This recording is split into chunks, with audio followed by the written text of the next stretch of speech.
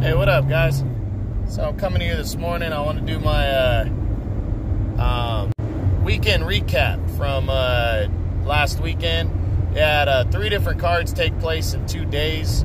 I'm going to start from Saturday back to Friday. We're basically going to go in reverse order. Pretty much 6 fights to talk about real quick that took place. Let's start with the FS1 card. On the undercard, you had a middleweight eliminator between Sergey Derevyanchenko and Jack Culcay. I only caught some of this fight, but what I caught was very entertaining. I was watching the end of the DAZN card when this fight was going on. And they had also, on FS1, they had a basketball game roll over. So I missed most of this fight, which I'm sad, but it ended up being very entertaining. Derevyanchenko outlanded Culcay, but Culcay seemed to land the harder shots. But it was a really good fight. It went to the scorecards. Close decision win for Derevyanchenko. So that means he is the #1 contender to the winner of Canelo and Danny Jacobs on May 4th. So that's, it's got some something to it right there. So it's something to be interested in. So looking forward to seeing how that one plays out with Derevyanchenko. But he does have a title shot in line, so congrats to him. In the main event, sad turn of events as Caleb Truax and Peter Quillin came to an end after only 2 rounds due to a no contest and a headbutt that opened up a cut. So they ruled it a no contest, so nobody wins this fight.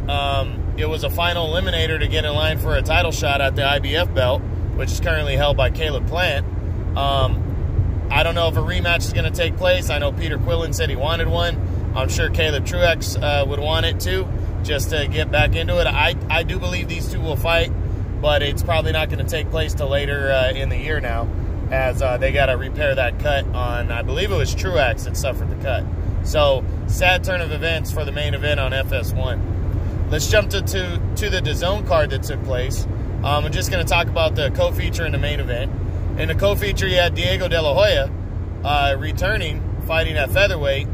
Still unsure if he's going to be at featherweight or drop back down to 122. But his fight also ended after only 3 rounds. It was a no contest due to another cut. So it wasn't on De La Hoya, the cut. So, obviously he was upset by it. But, hopefully he can come back soon, because it was just a stay busy fight, trying to reestablish himself and stuff after his weight issues last year and going into the hospital. But, tough break for De La Hoya, who's coming back. I hope he bounces back very soon on one of the Golden Boy cards in the next month or 2, just to shake off some of that ring rust. And then in the main event, you had Jaime Munguia against Dennis Hogan. And this ended up being a fucking war right here. These two guys went at it. Really good fight. I watched most of it.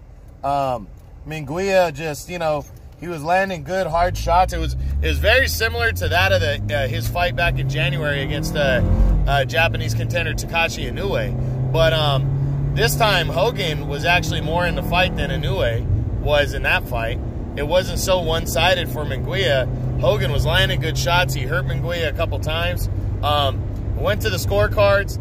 I really thought it was a fight that could go either way. It was very close. They called a majority decision for Munguia.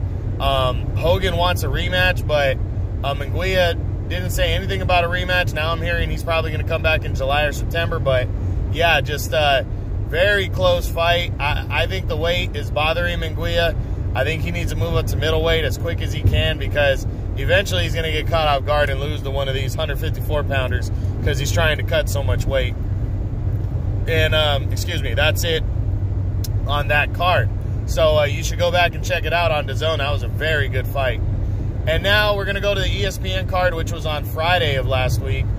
You had in the co-feature, Gilberto Ramirez moved up to light heavyweight, took on former world title challenger Tommy Carboncy, who's been in a ring with a lot of different light heavyweights.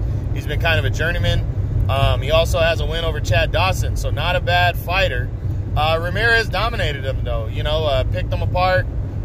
He took some shots too, but Ramirez came in very big in this fight, and he ended up winning by 4th round TKO to stay undefeated. There's talks about him possibly moving back down to super middleweight, but I don't see it after all the weight that he had put on for this fight. So, but good performance.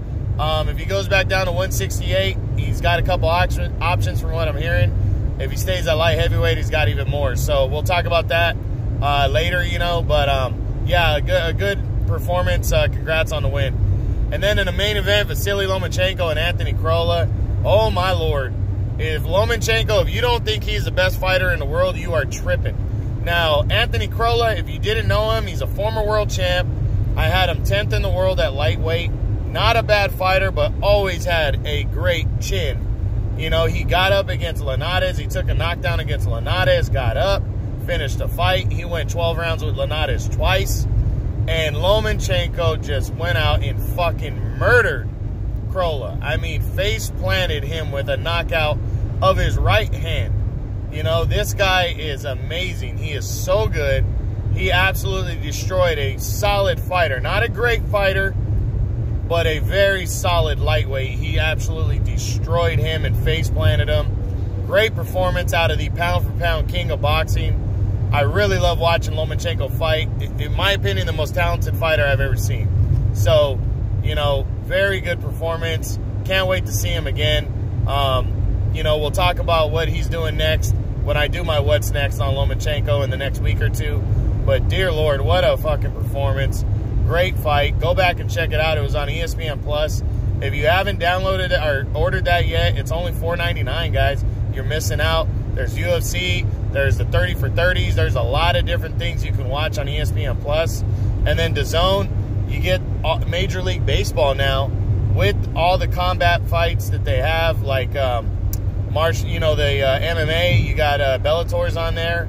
And then you have just so much boxing to choose from. So a lot of good things happening on these streaming networks. I'll come back probably tomorrow, break down Saturday. We got a big Saturday this week. Danny Garcia on the Fox card, Terrence Crawford and Amir Khan on ESPN pay-per-view. I'm going to break down and give you those previews. That's it. True Boxing. You've been hit with the truth.